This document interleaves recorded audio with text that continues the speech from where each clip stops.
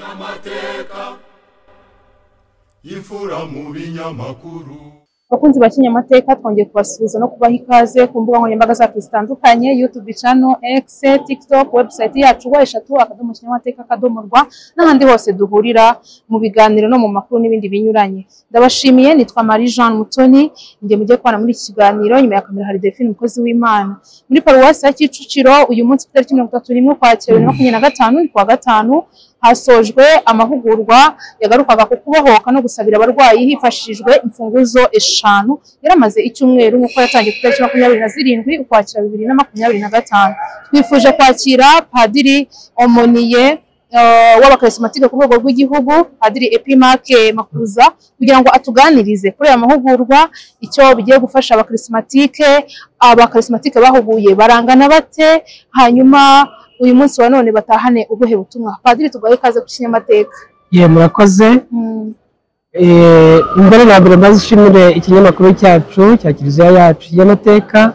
Nshimire ubuyobozi bwayo rwose kubera ko ndetse n'abanyamakuru bacyo dufasha kugira ngo dushobore gukurikirana gutangaza inkuru ziba zabaye abakarismatike baba bakoze ndetse n'ibindi byose. Yego Padiri, rero uyu munsi mwasoje amahugurwa y'abakarismatike ku rwego rw'igihugu, ariko kandi twumvise ko ntabwo ari aya gusa, hari n'ikindi cyiciro mwabanje. Mudusobanurire bimeze bite? Nibyo kuko icyumweru gishize twabanje kuri Fatima Musanze mu Ruhengeri, icyiciro cya mbere cy'abantu muri kariya gace ko mu majyaruguru, kugira ngo dufashe abantu be kuvunika cyane bakora ingendo ndetse no gucumbika. Ubwo ari icyiciro cya mbere cyabereye Musanze ndetse cyagenze neza cyane kuko abantu barakitabiriye rwose. Twagize abantu benshi cyane ku buryo abakurikiye amahugurwa barengaga nka 700. Hanyuma dusoza ku munsi wa nyuma rwose byabaye igitangaza gikomeye cyane ku buryo kuri Fatima, ku ngoro y'umubyeyi Bikira Mariya Fatima, twagize abantu barenga 35,000 bakurikiye misa yo gusoza. Icyiciro cya kabiri rero ni iki cyabereye hano muri paruwasi Mutagatifu Yohani Bosco ya Kicukiro. Twashatse kugira ngo abantu bo muri bice by'epfo ndetse n'abakigali aha ngaha byibura be gukora urugendo rurerure bakurikirana amahugurwa batahana imuhira bitabagoye cyane. Iki cyiciro rero nubwo ntago cyanganye Musanze, ariko byarashimishije kubona ntekeza ko barenga abantu hafi 400 bakurikiranye amahugurwa, kandi mwabonye yuko muri uku gusoza hari n'abantu benshi cyane hano muri Kiliziya bona muri iri sengesho ryo gusabira abarwayi. Yego Padiri, nk'uko mubigarutseho abantu 700 kubateranya barenga 300 bakurikiranye amahugurwa hano abakarismatike bararenga 1000. Urumva ko ni amahugurwa ashobora kugira icyo bafasha baramutse batagiye ngo bayaryamishe mu rugo. Ni iki mubasaba? Icyo tubasaba ni iki ngiki.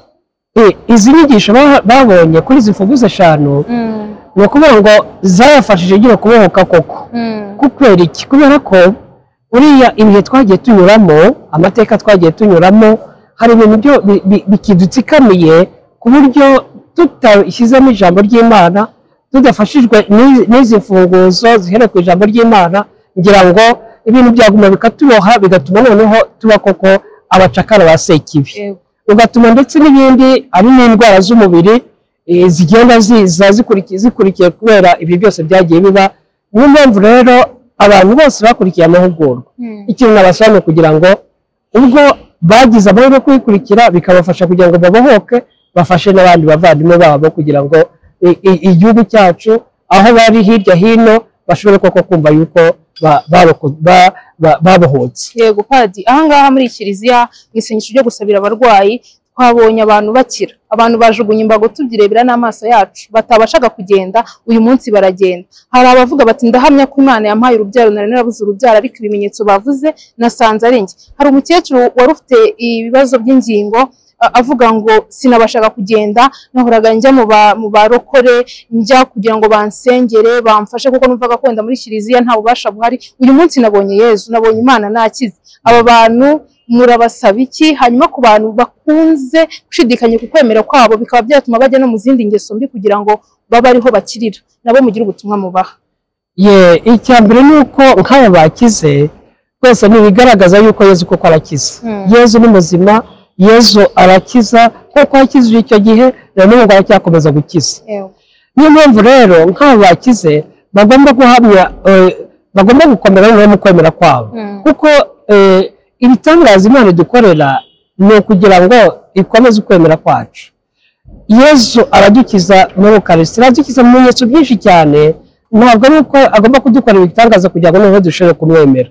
Uyu munsi rero navuga nti bibere n'abandi urugero ko Yezu Kristo koko ari umukiza. Umwemera wese gira ngo nibyo tubwira mu Ivanjiri ya Mariko ati bizagaragaza ko bazemeye nuko mu izina ryanjye kuko nabo bazakora ibitangaza. Nicyo cy'ingenzi rero aya mahugurwa amaze ni ukugira ngo adufashe dukomere mu kwemera kwacu. Abo rero bakize nabasaba rwose kugira ngo bafashe abandi bakomere mu kwemera ubwabo, ariko bafashe n'abandi n'abavandimwe babo bahura nabo, babwire koko Yezu Kristo akiza. Babandi bajya gushakira umukiro mu byumba by'amasengesho, babandi bajya gushakira hirya biruka mu madini hirya hino, bamenye ko Yezu Kristo ahari adukiza. Bamusize hano bigenda ngo bajye kumushakira hatari, cyangwa se ngo bacaracare hirya no hino bahiga uwo batari kureba kandi bamusize mu kiliziya. Padi, mu bakarisimantike mu Rwanda imibare uyu munsi igaragaza ko mufite abakarisimantike bangana bate? Kugeza ubu muri ibarura duheruka gukora turi hafi mu bihumbi 50, 49 birakabakaba 50.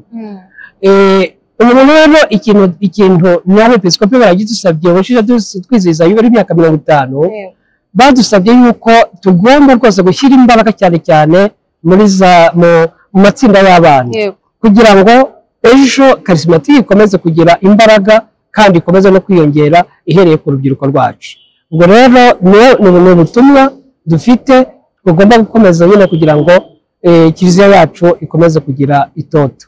Yego Padiri, nenge kukibabaza mvuga nti witegereje mu karismatike usanga benshi barakuze, barashaje, urubyiruko abubona ni bakeya, abana bo nta barimo.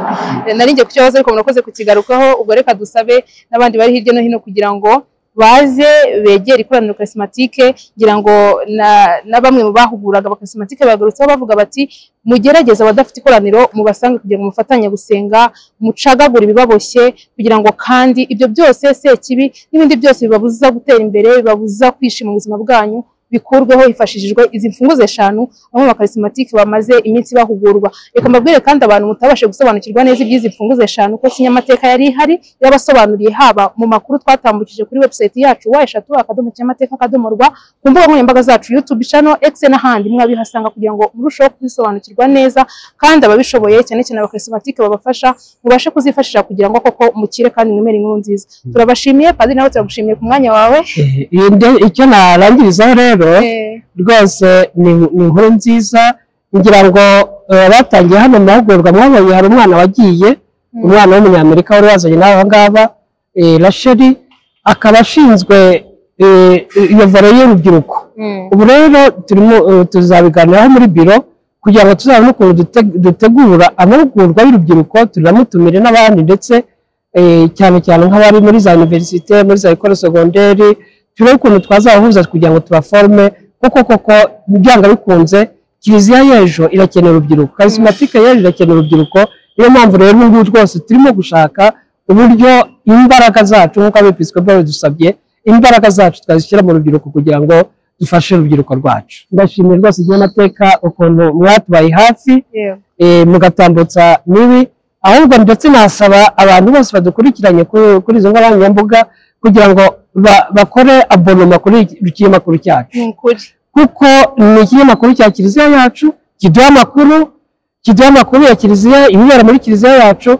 Abashishikariza rwose buri wese yumva gukora abonoma kuri Kinyamateka kugira ngo turusheho gukurikira ibibera muri kiliziya yacu. Murakoze cyane. Murakoze namwe. Murakarama. reka dushimire Padiri Epimake Makuza umaze no gushishikariza abakristo kugira ngo mwiyaboneshe cyangwa se mugure ifatabuguzi rya kinyamateka, kandi nibyo koko twatangiye umwaka dukunze no kubigarukaho kenshi.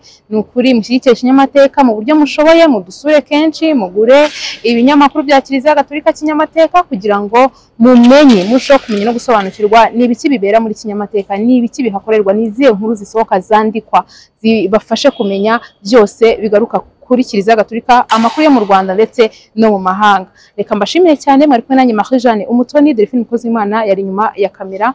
Mukomeze guha kandi murongo kinyamateka, imfura mu binyamakuru.